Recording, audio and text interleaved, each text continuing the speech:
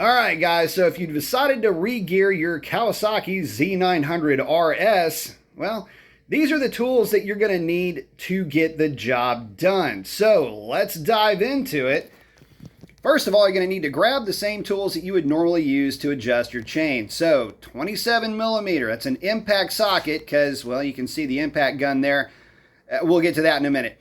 22 socket, that's the bolt. By the way, the black one is for the nut that holds the axle in place.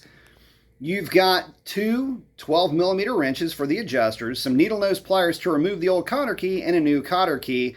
As long as it fits and it wraps, it's the right size, guys. Don't overthink that.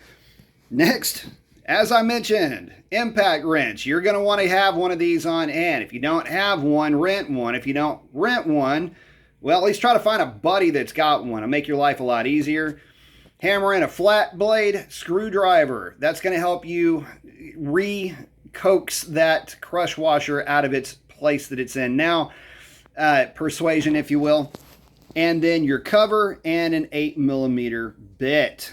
Get those 4 bolts off of the cover. New crush washer, part number 92200-1720, and presumably the star of the show, a genuine Kawasaki 13144-1320 16.2 sprocket. Okay guys, so just so you know, I have already loosened this up, but I'm going to go in the same cadence as I went before. So first things first, that hammer and the screwdriver, this is that crush washer that sits behind here, and that's your nut. The idea behind that crush washer is it keeps this nut from rotating once that washer is folded over part of the nut. Kind of locks everything in place.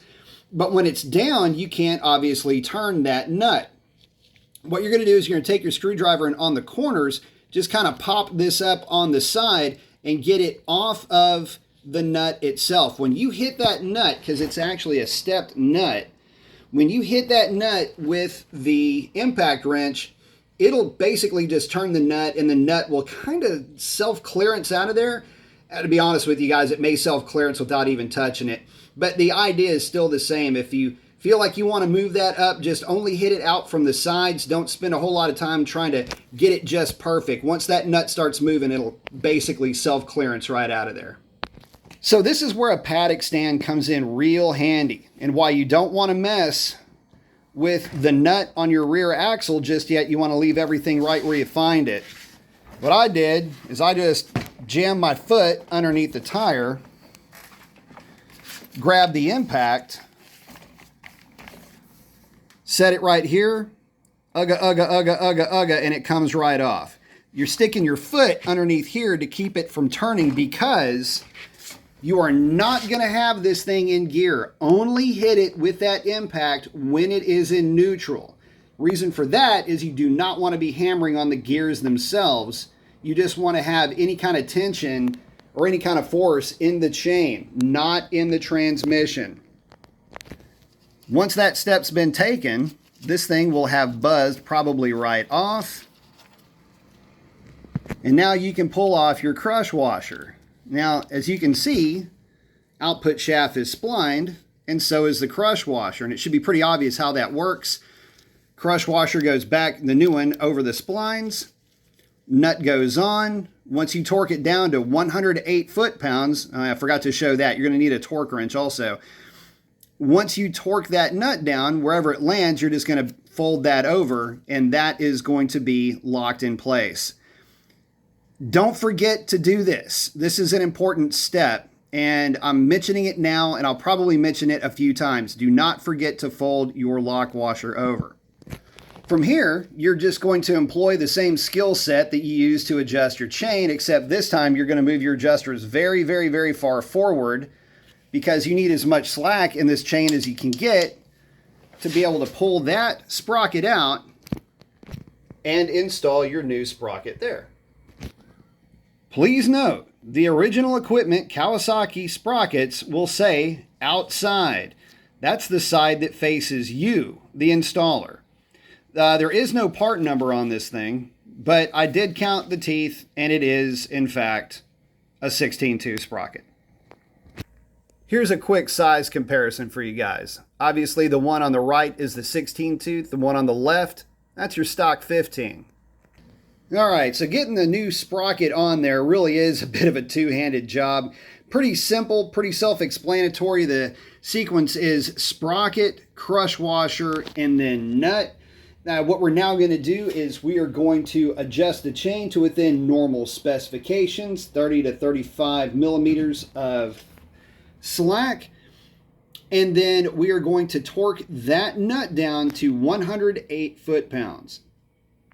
All right, so now that you've got your chain all nice and adjusted, your 30 millimeters or so of travel, you're going to torque your axle nut down to 81 foot-pounds.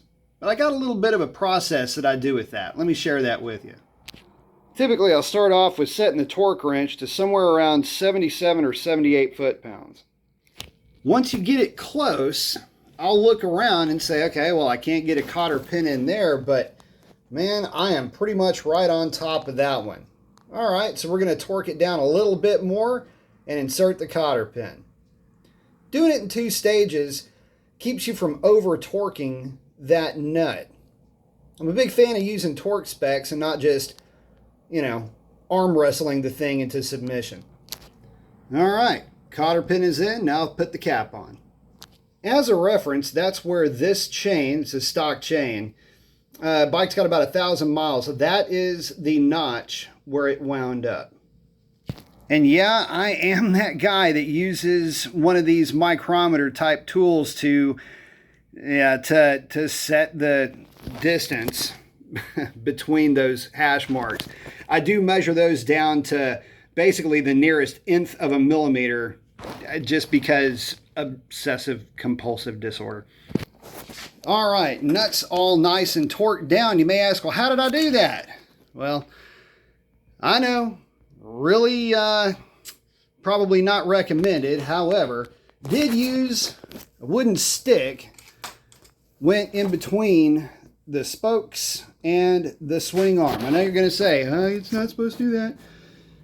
Well, I don't think it would hurt anything to do it, and tell me another way to do it. I actually, off camera, ended up wearing this motorcycle. I'm sitting over here in this chair, and, well, yeah, I was messing with it, and, yeah, so safety first, boys, but I lift, bro, so it ain't nothing lifting up this bike. Besides, it's pretty light, so no big deal. But it's torqued down. Okay, guys, next we're going to locate a flat spot on this nut, because we're going to need to bend that crush washer over. I guess any place is just as good as any, so we're going to go with this guy right there. Let me go ahead and get that folded down. All right, there you go, guys. Crush that washer down. What I did is I used the screwdriver, basically came in here and just wrist that washer over so that it captures the backside of that nut.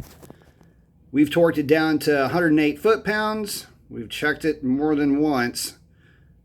We've also made sure that we remembered to install the gear with outside facing outside, and we've also made sure to check to make sure it was not the 15 that we put back on the bike. It's okay. Everybody makes mistakes. I'm just getting out in front of it just in case you've gotten this far, and well, just check your work and we're looking good. But kind of a word to the wise there, fellas. Also, hopefully this will give you an idea as far as how much room that you have when you go to put that cover on. You'd probably have to make a slight modification to the cover if you went with a 17-tooth front sprocket. So let's talk about that real quick, just in case you're doing that step. So this is the back side of that cover. By the way, it goes on like that. This ridge right here, this bracket, I guess it's like a derailleur type bracket or something. I'm not really sure what that's supposed to do. Anyway, if you're putting the 17 tooth on there, I think you'd have to remove that bracket, but for the 16, shouldn't have to.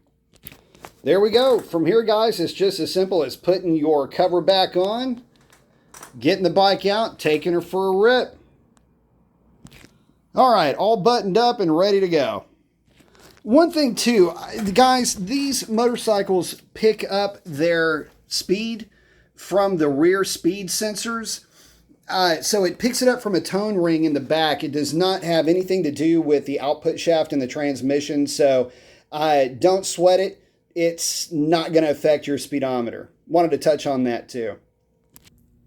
All right, guys, that pretty much wraps it up. A couple of notes along the way. The nut that held that front sprocket on wasn't on there crazy super tight like what you may have seen some others report. My impact gun, basically it was 2 seconds and the thing was already off. I don't know really how much torque it was on there with from the factory, but it did seem to buzz off pretty quickly. And again, make sure you torque that thing down to 108 foot-pounds. Check it multiple times. Bend that crush washer over. It's what it's there for. And that's a wrap, really, guys. It's not that difficult. It's just, well, it seems like it requires practically every tool in the toolbox, right?